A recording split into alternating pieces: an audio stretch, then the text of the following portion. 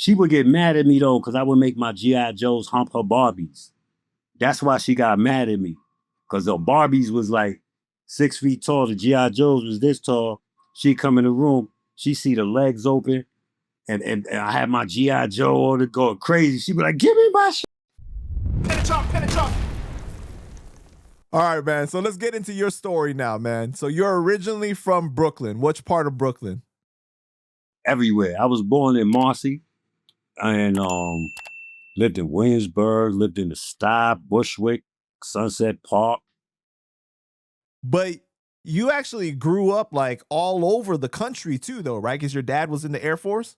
Yeah. But that was early though. That was real early.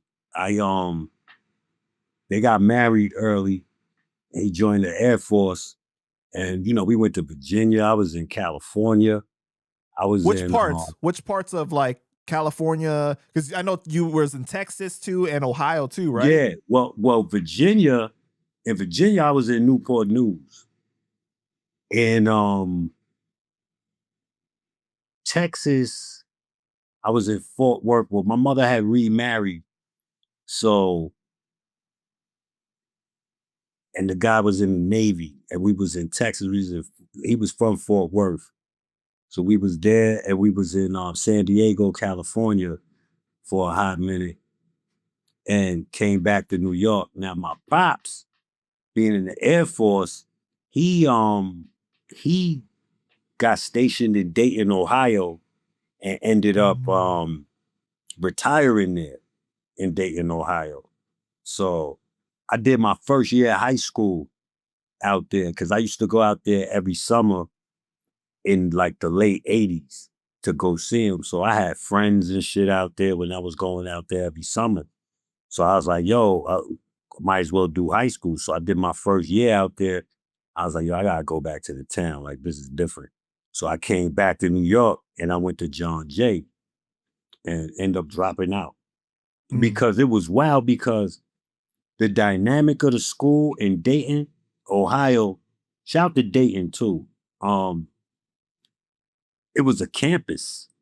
So it was like 3 buildings, big buildings. They had football field, all of that shit, right?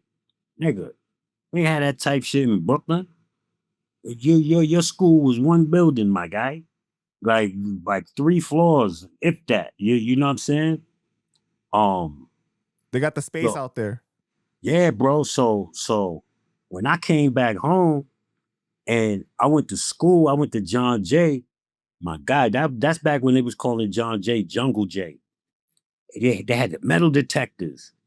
My nigga, the lights in there, it was wild dim in there. Like the staircases was wild narrow and dark and graffiti everywhere. And bro, I couldn't learn there and I dropped out. Yup, I dropped out. I ended up getting my GED first shot. Did you grow up with any siblings? Any who? Siblings. Like Yeah. You have any brothers, any sisters? Yeah, I'm the oldest of my mother got 2 and my father got 6. And I'm the oldest. Damn. It's 3 boys, 3 girls. So when you was growing up in like all these different places, man, like what was it like for you? How do you feel like it impacted you as a person having to move so much? I think it was dope because I got to see a lot of different things from early. I started getting seasoning early. I think a lot of that made me who I am. Yeah, just being able to be in different regions and shit. And a lot of that makes sense why I'm not just a East Coast hip hop head. Like I love like, bro, like the first rap album I ever bought was Ice-T Power. And my boys in New York was tripping like, yo, bro. I said, yo, this shit is hard. Yeah, I always felt like in New York during that time, niggas was rapping about how nice they was, what they microphone will do to you, right? Meanwhile, we're going to school, stepping over dead bodies, literally. going to school, living in Marcy Projects, going to school. So I gravitated more to the shit that I actually saw, which was the West Coast niggas talking that killing 6 in the morning, police at my door. I remember hearing, being a kid, and hearing them kick in the door next door. Wow. You know what I'm saying? It just it made it, rather than what they might would do to you or how nice they was. It was nothing wrong with that, but I just identified with a lot of that shit. So because it was my reality, is what I was seeing. Right. So I got a real big respect for West Coast, down south, Midwest, a big respect. I love it all. It made you more of a well-rounded person having to move Yeah, around and see how very. people live differently, right? So Yeah. did your mom work too, or she was like stay-at-home mom taking care of you guys? Nah, my mom always worked. My mom's worked. God bless her. She just retired a couple years ago, but yeah, she always kept a job, couple, multiple. Like she did everything. I remember when we was in San Diego, I remember specifically she worked no, Northern California, Atwater, California. Damn. Over by Merced type shit. She she was cleaning. I remember she had to be at work like 2, 3 in the morning, and she was cleaning bathrooms in the gas stations. You know what I'm saying? That's what my mother was doing to take care of us. You heard? So yeah, man. Yeah, my mom's got her hands dirty.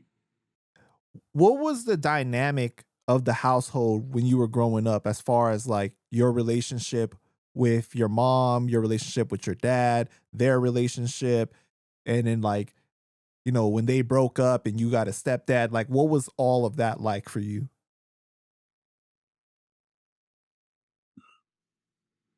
My mom and my dad was young.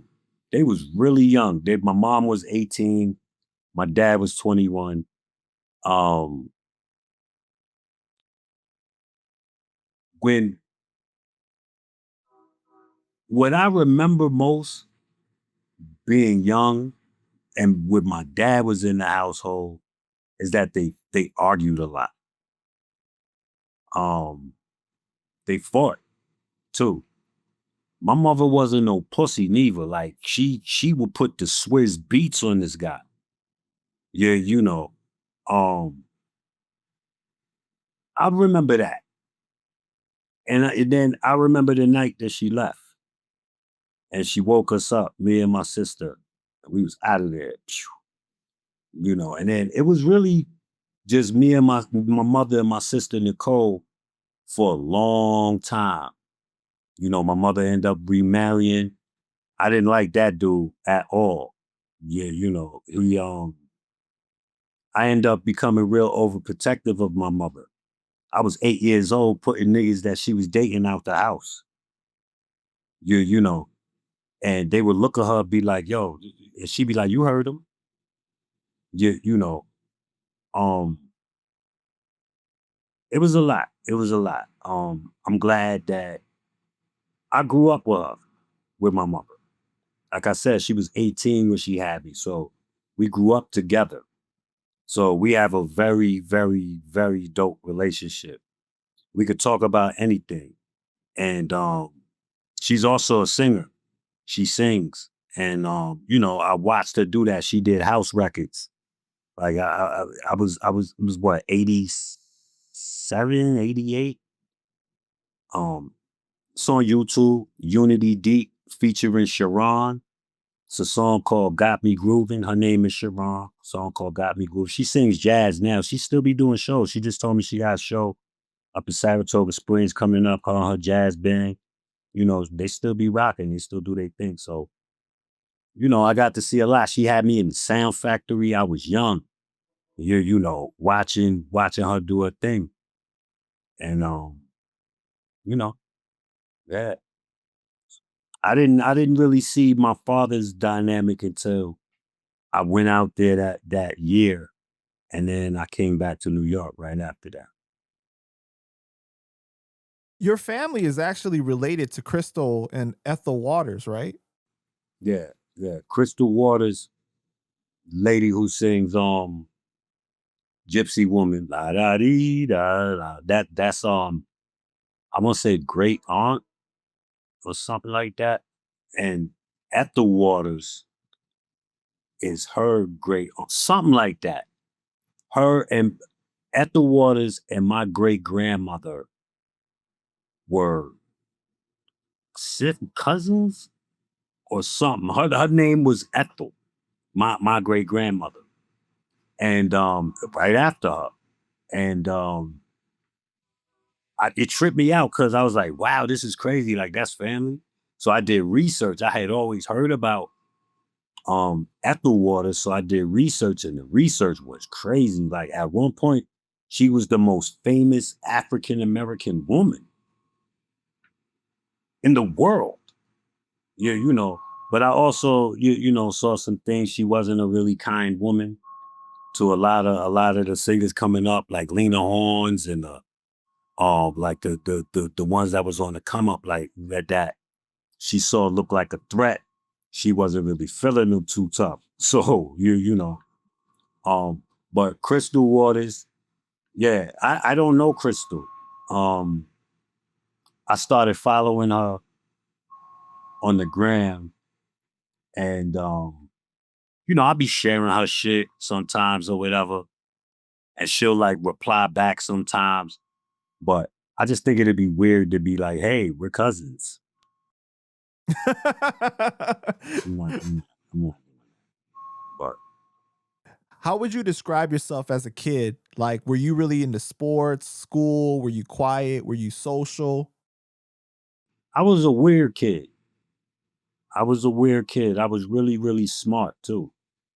My mother told me at 2 years old, I went to the turntable. I took Earth, Wind, and Fire out of its sleeve, put it on the turntable, took the needle, and put it on Getaway. That was my shit. She said I would do that at 2. I was almost reading at 2, she said. I was very smart, bro. Like music, I was into it. Like I don't know if y'all into like astrology or whatever, but I'm also Aquarius, and we're like weird, we're weirdos. So it's like I always wanted to learn stuff. I had like my sister, she was a Capricorn. She's 3 years younger than me. She mean as hell. Shout out to her, I love her. She never used to want to play with me. So I used to always have to go play by myself. And she would get mad at me though, because I would make my G.I. Joes hump her Barbies. That's why she got mad at me. Because the Barbies was like 6 feet tall. The G.I. Joes was this tall. She come in the room, she see the legs open, and I had my G.I. Joe on it going crazy. She be like, give me my shit.